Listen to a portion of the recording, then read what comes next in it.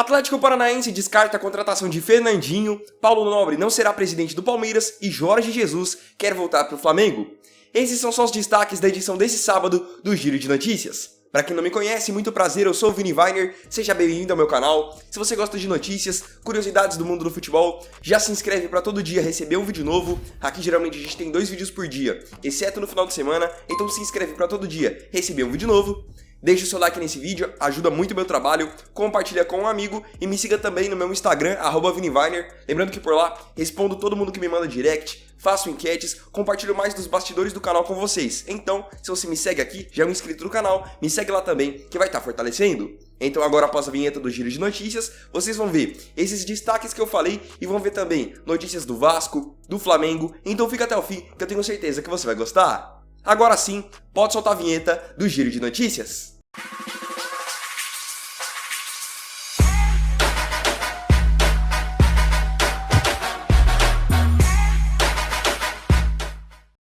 E a gente vai dar início à edição desse sábado, dia 9, do Giro de Notícias pelo futebol brasileiro, onde o Cruzeiro ainda alimenta o seu sonho de voltar para a Série A. Ontem, em partida válida pela 33ª rodada da Série B, a Raposa bateu o Sampaio Corrêa fora de casa por 1-0 com gol de William Potker. E agora está a 8 pontos do quarto colocado CSA com 5 jogos para o fim da Série B.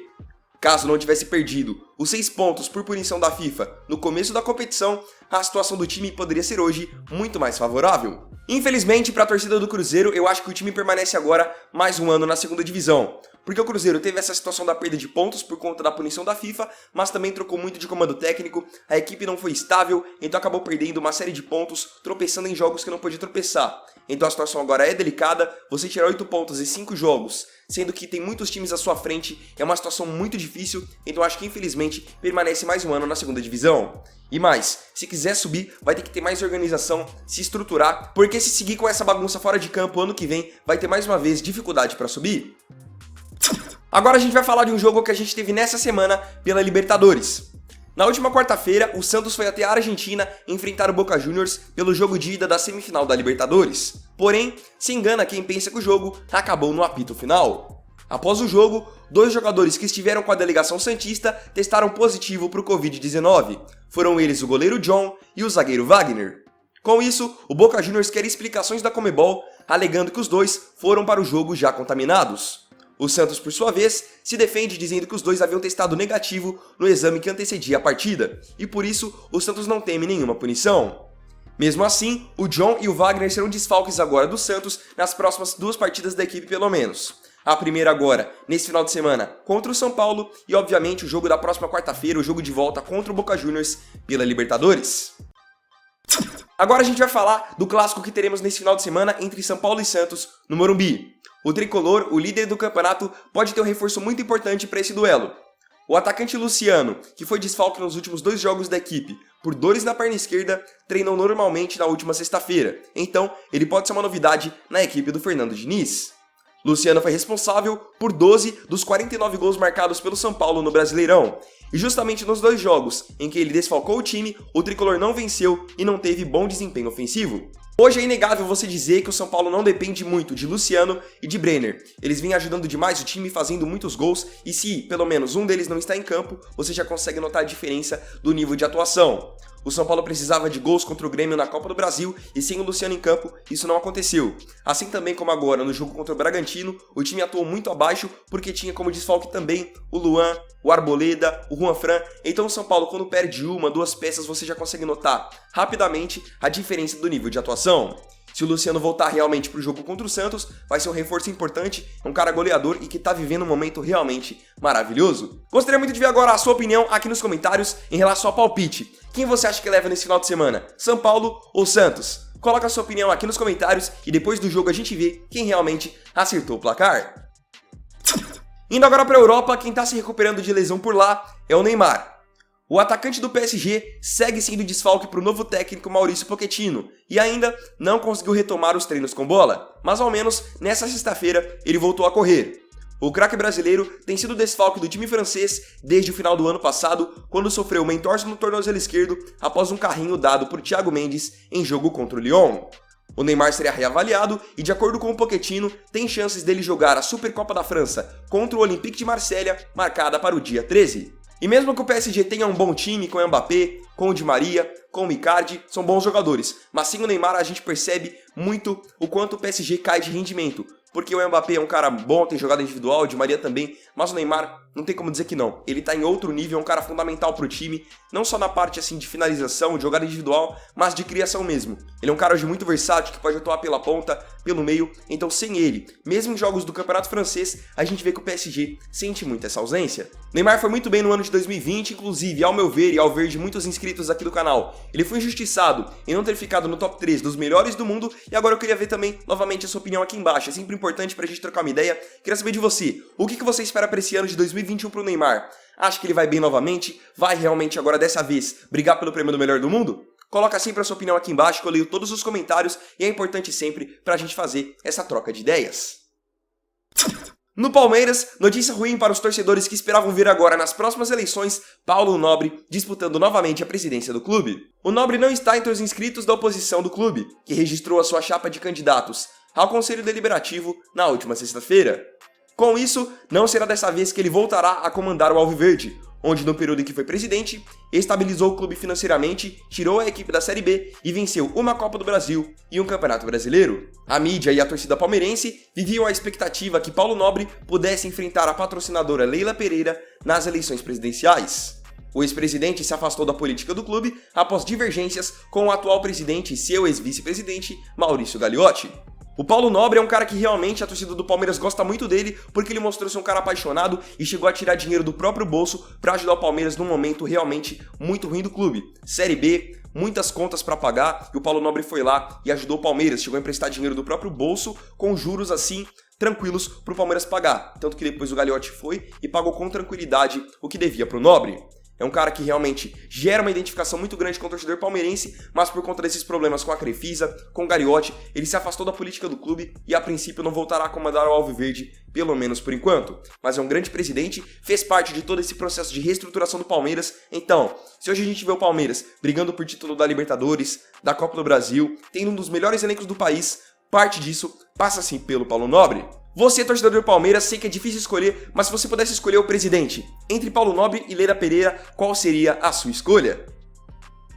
Agora indo para o mercado da bola, após muita novela, o meio argentino Martín Benítez está próximo de acertar a sua permanência no time do Vasco. O clube Cruz-Maltini encaminhou a permanência de Benítez junto ao Independiente da Argentina por um novo empréstimo, agora válido por 6 meses. A negociação foi comemorada pelo atacante Germán Cano, que publicou uma foto em seu Instagram, ao lado de Benítez, com a frase "Ele fica". O Independiente pedia 21 milhões de reais para negociar o Benítez em definitivo com qualquer equipe. Só que os interessados, no caso Atlético Mineiro, Grêmio, Palmeiras e o próprio Vasco, não acharam justo pagar 21 milhões de reais pelo jogador, principalmente o Vasco, que nem tem essa condição financeira. Então agora ele seguirá emprestado ao Clube Cruz-Maltino, onde vinha sendo um dos principais jogadores da equipe no ano de 2020, ao lado do Cano. Então agora um reforço muito interessante para o Vanderlei Luxemburgo nessa campanha que o Vasco tenta novamente evitar um novo rebaixamento. Sempre que eu toquei nesse assunto da situação do Benítez, do Independiente pedir 21 milhões de reais, eu falava aqui que eu não achava justo, era um valor muito alto pelo futebol dele. É um bom jogador, mas eu sempre disse que não valia tudo isso. E vocês quase sempre concordaram comigo. E agora isso só se justifica. Tanto que ele não vale isso, que nenhum clube se propôs a pagar isso. Ainda no futebol carioca, o atacante Lincoln tá de saída do Flamengo. O jogador de 20 anos está a um passo de ser emprestado para o Vissel Kobe do Japão até o final do ano, com obrigação de compra caso ele atinja um determinado número de partidas. Sendo assim, o criticado Lincoln deixará o clube rubro-negro para atuar como Iniesta no futebol asiático. O Futebol Clube Cincinnati dos Estados Unidos também estava na briga por Lincoln, mas o próprio jogador optou por jogar pelo clube japonês. E como eu já disse sempre aqui que eu toquei sobre a possibilidade do Lincoln ir embora, não vai fazer falta alguma.